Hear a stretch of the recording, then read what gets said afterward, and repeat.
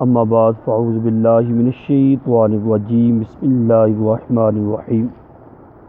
وَنُقَلِّبُ أَفْئِدَتَهُمْ وَأَبْصَارَهُمْ كَمَا لَمْ يُؤْمِنُوا بِهِ أَوَّلَ مَرَّةٍ، اور ہم ان کے دلوں اور ان کی آنکھوں کو پھیر دیں گے جیسا کہ یہ پہلی بار اس پر ایمان نہ لائے تھے۔ وَنَذَرُهُمْ فِي طُغْيَانِهِمْ يَعْمَهُونَ، اور انہیں ان کی سرکشی میں بھٹکتے ہوئے چھوڑ دیں گے۔ سورہ انعام پارہ نمبر 7 کی آخری آیت کریمہ 110۔ اس آیت کریمہ میں ارشاد فرمایا گیا، جس طرح پہلے ان لوگوں کے سامنے نبی کریم صلی اللہ تعالی علیہ وسلم کے دست اقدس پر اللہ تعالیٰ کی نشانیاں ظاہر ہوئی تھیں، جیسے چاند کا 2 ٹکڑے ہو جانا،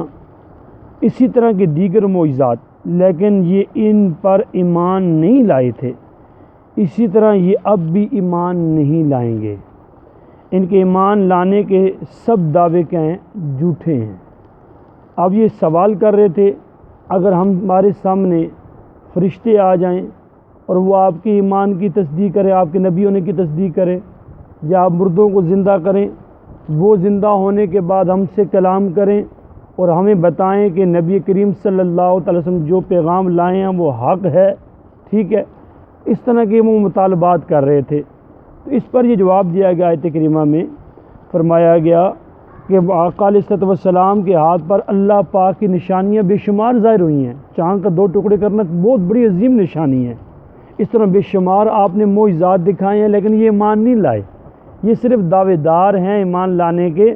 جو چیز یہ مانگتے جائیں آپ دیتے جائیں گے، معجزات دکھاتے جائیں گے، پھر بھی یہ ایمان لانے والے نہیں ہیں۔ اب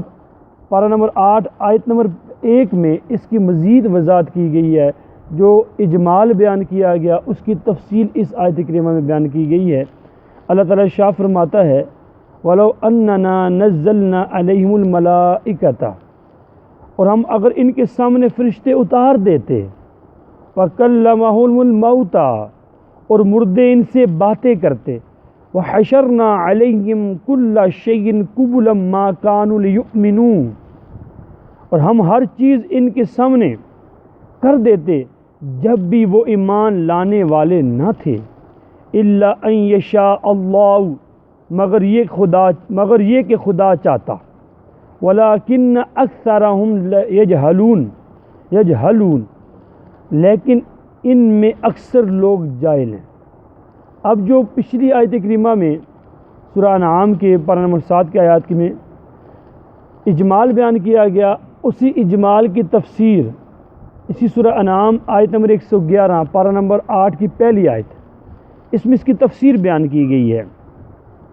کہ وہ کفار کے مطالبات پورے کر بھی دیے جائیں پھر بھی وہ ایمان نہ لائیں گے۔ اس آیت کریمہ میں بتایا گیا ہے کہ اس کا شان نزول یہ ہے، کفار مکہ تاجدار رسالت صلی اللہ تعالی علیہ وسلم سے مذاق کے طور پر کہا کرتے تھے، الیاذ باللہ تعالی،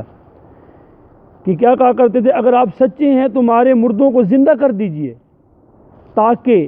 ہم ان سے پوچھیں کہ محمد صلی اللہ تعالی علیہ وسلم جو فرماتے ہیں وہ حق ہے یا نہیں، اور آپ ہمیں فرشتے دکھائیے جو ہمارے سامنے آپ کے رسول ہونے کی گواہی دیں، یا اللہ اور فرشتوں کو ہمارے سامنے لائیے۔ اس کے جواب میں یہ آیت کریمہ نازل ہوئی۔ فرمایا گیا،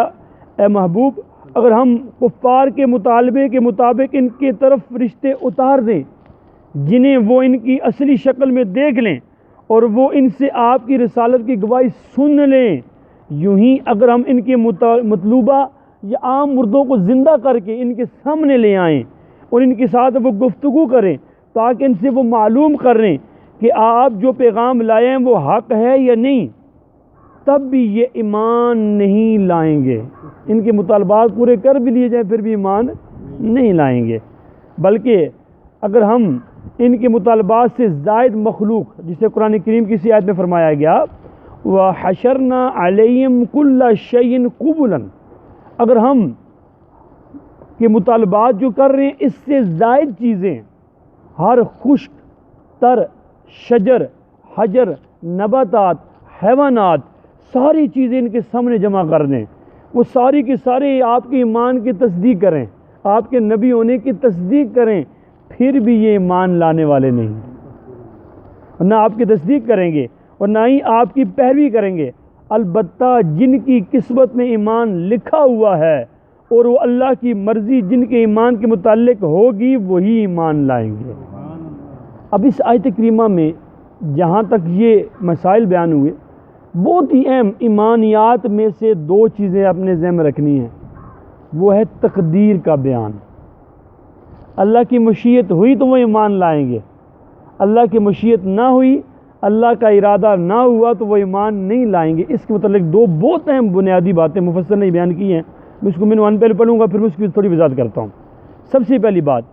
اللہ تعالیٰ نے اس کائنات کو پیدا فرمایا،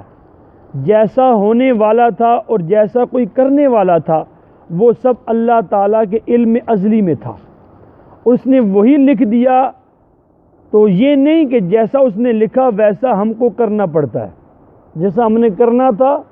جس چیز کو ہم نے اختیار کرنا تھا،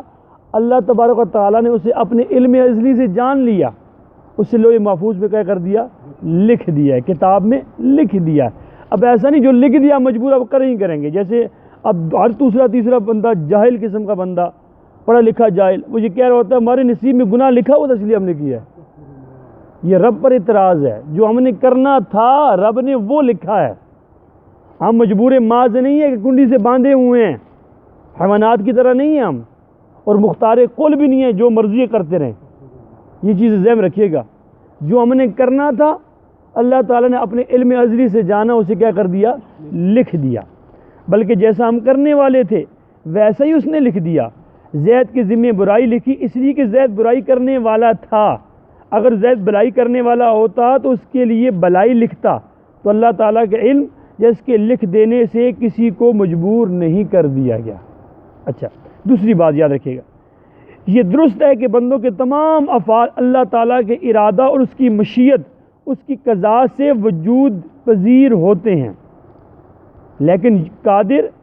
و قدیر رب عز و جل نے انسان کو پتھر اور دیگر جمادات کی طرح بے بس، مجبور اور بالکل بے اختیار نہیں بنایا، بلکہ اسے ایک قسم کا اختیار دیا ہے کہ کوئی کام چاہے تو کرے، چاہے تو نہ کرے۔ اس کے ساتھ عقل بھی دی ہے کہ اپنا برا بلا، نفع نقصان پہچان سکے،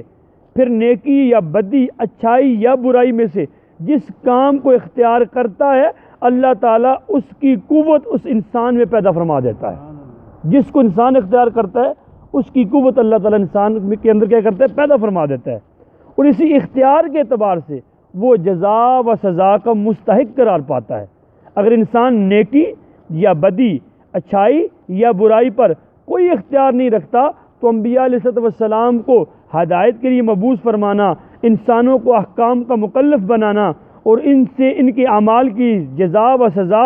دینا سب بے معنی عبث ہو جائے گا، اور اللہ تعالیٰ کا کوئی کام عبث نہیں ہو سکتا، اللہ تعالیٰ کا کوئی کام عبث نہیں ہو سکتا۔ اچھا، خلاصہ یہ ہے کہ ایمان وہی لائیں گے جن کے ایمان کا اللہ ارادہ فرمائے گا، کفر وہی کریں گے جن کے کفر کا اللہ ارادہ فرمائے گا، اور اللہ ان کے کفر کا اس لیے ارادہ فرماتا ہے کہ وہ کفر کو اختیار کرتے ہیں، اور جو ایمان لاتے ہیں اللہ ان کے ایمان کا ارادہ اس لیے فرماتا ہے کہ وہ ایمان کو اختیار کرتے ہیں۔ تو جو ہم نے کرنا تھا اللہ نے علم ازلی سے جانا، اسے لکھ دیا، نہ تو ہم مجبور ماض ہیں نہ ہی مختار قل ہیں، دونوں کے اندر درمیانی کیفیت ہے، کچھ اختیار بھی ہے، کوئی چیزوں کے ہمیں پابند بھی کیا گیا ہے۔ اللہ تبارک و تعالیٰ کی بارگاہ میں دعا ہے اللہ تعالیٰ ہم سب کو ایمانیات پر ایمان رکھنے کی توفیق عطا فرمائے، اللہ تبارک و تعالیٰ ہمیں اپنے احکام پر عمل کرنے کی توفیق عطا فرمائے، کبھی بھی اپنی عقل کے ترازو سے نہ تولیے گا۔ یہ لوگ جو پڑھے لکھے لوگوں کو گمراہ اور جاہل قسم کے لوگ ہوتے ہیں، لوگوں کو گمراہ کر رہے ہوتے ہیں، وہ یہی لفظ بول رہے ہوتے ہیں، اور بس اوقات کلمہ یہ کفر ہوتا ہے، خود بھی گمراہ ہوتے ہیں اور دوسروں کو بھی کیا کرتے ہیں، گمراہ کرتے ہیں۔ اللہ تعالیٰ کی بارگاہ میں دعا ہے جس نے عمل کرنے کی توفیق عطا فرمائے۔